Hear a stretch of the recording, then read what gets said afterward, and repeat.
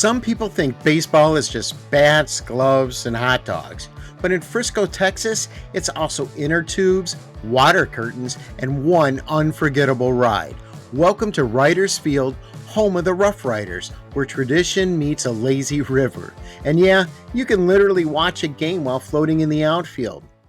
The RoughRiders story actually begins with the Shreveport SwampDragons of the Texas League. In 2001, Mandalay Baseball announced that they would purchase the team and move it to the growing Dallas suburb of Frisco. By 2002, ground was broken for a brand new ballpark. And in 2003, the franchise officially debuted as the Frisco RoughRiders. Their name pays tribute to Theodore Roosevelt's cavalry, the RoughRiders, lean, bold, and adventurous. And from day one, they've been the Texas Rangers AA affiliate, the place where a player can turn a hot month in Frisco into a summer in Arlington. Now here's a brand quirk I absolutely love.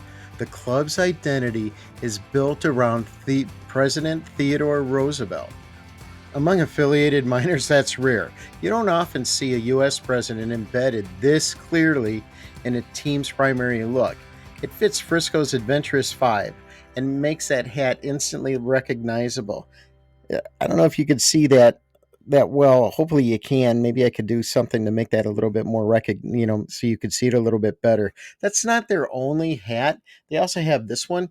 I don't know if you could see that, but they have this one. It just has the RR on it as well. It's kind of like an alternate, but to be honest, I really like this one. When Riders Field opened in 2003, architect David M. Schwartz designed it like a coastal village. 9 pavilion buildings ring the concourse, concessions, restrooms, suites, and a team store. It's set apart from the seating bowl to move air and keep things breezy in the Texas heat. The design world noticed. It was nominated Best New Ballpark in 2003, plus tons of praises for architectural merit. Now, me being there, I have to tell you, it was cooler in that area. It was kind of a nice break to be able to walk around like that, and it almost separates the game itself from this other area. And it's the first time I've ever seen anything like that, and it's also the first time I've ever seen a design, something called like a coastal design. I think there are other terms for it, but that beach feel. And you would almost expect the ocean to be right there, and it gives you this feel of kind of being on vacation. So if I was a local and I wanted to go there like after work or a weekend or something like that, I could totally feel how this would make someone seem like they were in some sort of coastal village. And I love that about it. It's probably one of the most unique things about this ballpark, or about any ballpark that I've ever seen. So not only did architects notice and they got all these awards, but fans noticed as well. I mean, this is a great place to go see a game. In their debut season, Frisco drew nearly 667,000 fans.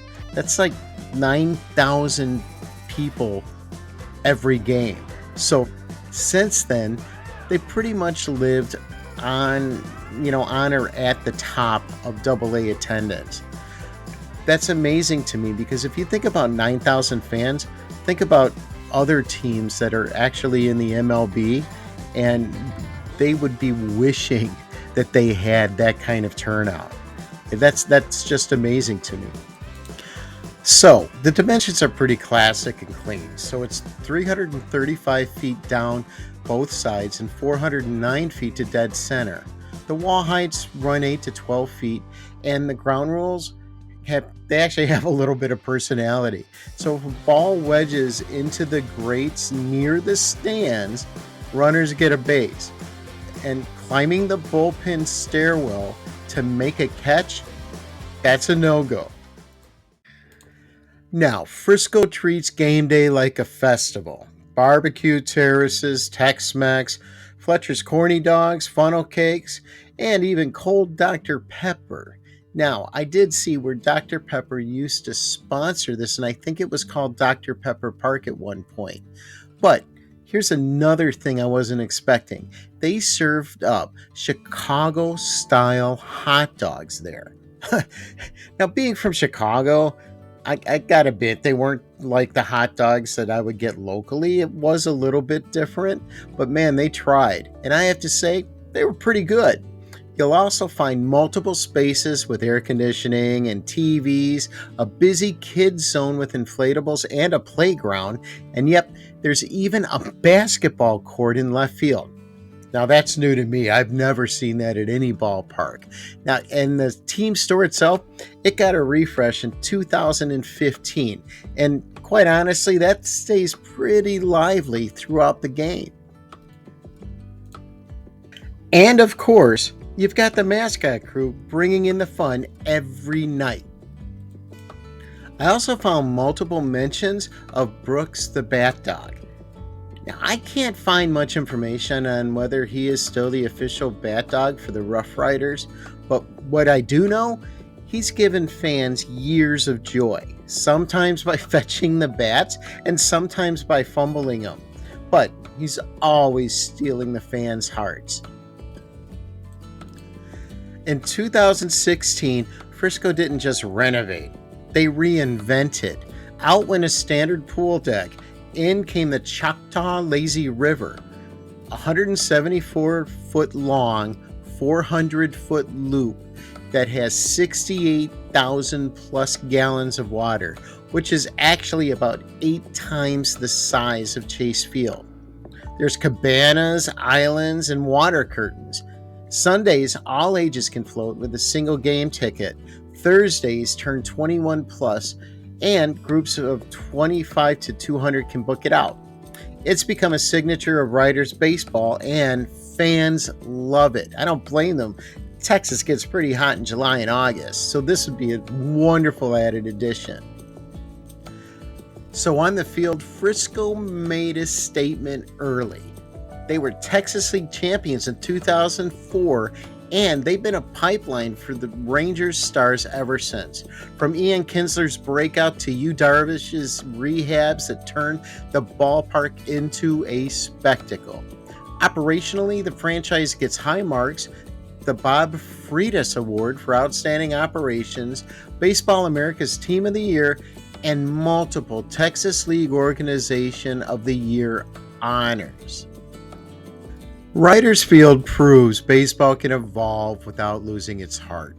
From the coastal style pavilions to the outfield lazy river, every seat tells a story. Even if the story involves a pool float. If you're near Dallas, don't just catch a game, catch the full Rough Riders experience. Now, if this story earned your subscription today, I'm grateful. And if not, maybe next time. So keep exploring, keep dreaming, and I'll see you at the next stop.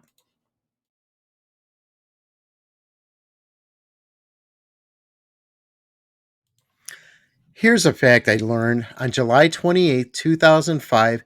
AJ Murray, Steve